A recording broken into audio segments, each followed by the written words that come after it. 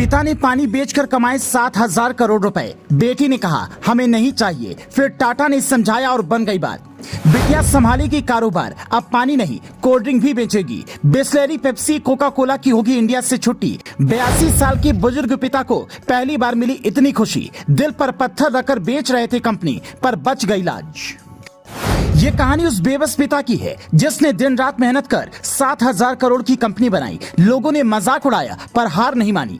जब उम्र के आखिरी पड़ाव पर पहुंचे तो 82 साल की उम्र में बड़ा झटका लगा। लंदन से पढ़ी लिखी बिटिया ने कारोबार संभालने से ही मना कर दिया। बूढ़े पिता को ये नहीं पता चल रहा था कि विरासत संभालेगा कौन। जब संतान इकलौती हो और जरूरत से ज्यादा समझदारी दिखाने लगे तो ऐसी दिक्कतें हर घर में आती हैं। पिता ने रतन टाटा की कंपनी से आखिर में डील भी फाइनल कर ली, पर टाटा तो टाटा हैं। उन्होंने कहा ऐसे कैसे कंपनी खरीद लें। कहते हैं कि टाटा के समझाने के बाद वो बिटिया मान गई। अब टाटा ने क्या समझाया और पूरी बातचीत क्या हुई होगी, ये जानकर आप भी कहेंगे रतन टाटा महान हैं। कहते हैं कि बिसलेरी ग्रुप के मालिक रमेश चौहान से जब रतन टाटा ने ये पूछा कि आप कंपनी क्यों बेच रहे हैं, तो उन्होंने दुख भरे अंदाज में कहा बिटिया जयंती चौहान इसे संभालना नहीं चाहती, कोई और हमारे पास है नहीं। मैं उम्र के आखिरी पड़ाव में हूं तो क्या करूंगा।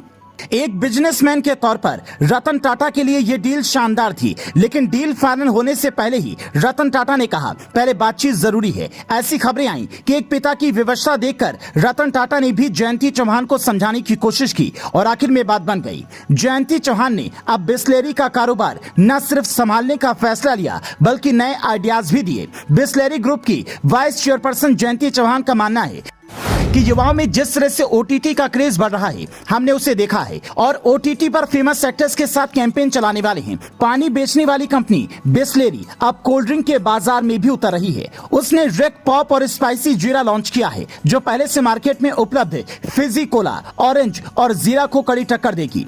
मतलब जयंती चौहान पूरी तरह से बिसलेरी कंपनी को बदल कर रख देंगी। हो सकता है 10 और 20 रुपए में बोतल बंद मिलने वाले पानी की बिक्री बढ़ाने के लिए भी कुछ और नए तरकीब अपनाई जाए, लेकिन पानी के मार्केट में तो पहले से ही बिसलेरी का कब्जा है, इसलिए उधर ज्यादा दिमाग न लगाकर कोल्ड ड्रिंक के मार्केट में करिश्मा करने की कोशिश होगी। जयंती चौहान का यह फैसला बिसलेरी ग्रुप के लिए इसलिए भी फायदेमंद होगा क्योंकि हिंदुस्तान स्वदेशी की ओर तेजी से बढ़ रहा है, लेकिन आज भी पेप्सी और कोका कोला जैसी कंपनियों का इंडिया में क्रेज है। इस क्रेज को कम करने के लिए कुछ दिनों पहले मुकेश अंबानी ने कैंपा कोला नाम के ब्रांड को खरीदा था, जिसके बाद यह चर्चा छिड़ी थी कि विदेशी ब्रांड को कड़ी टक्कर मिलने वाली है और अब बिसलेरी ग्रुप ने यह फैसला लेकर हर हिंदुस्तानी को दोहरी खुशखबरी दे दी है। जयंती के इस फैसले से सबसे ज्यादा अगर कोई खुश होगा तो वो है उनके पिता रमेश चौहान, जिन्हें 82 साल की उम्र में इस बात का सुकून होगा कि जिस कंपनी को खून पसीने से सींचा उसे अब अपनी बिटिया आगे बढ़ाएगी।